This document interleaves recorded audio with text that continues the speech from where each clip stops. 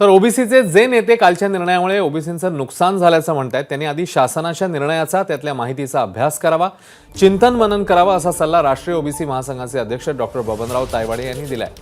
मनोज जरांगेंच्या मागणीनुसार काल राज्य सरकारने जाहीर केलेल्या कुठल्याही निर्णयातनं ओबीसी समाजाचं नुकसान झालेलं नाहीये। सरकार ओबीसी संदर्भातल्या आपल्या शब्दांवर कायम राहिल्याबद्दल मी सरकारचे आभार व्यक्त करतो असंही तायवाडे म्हणतात।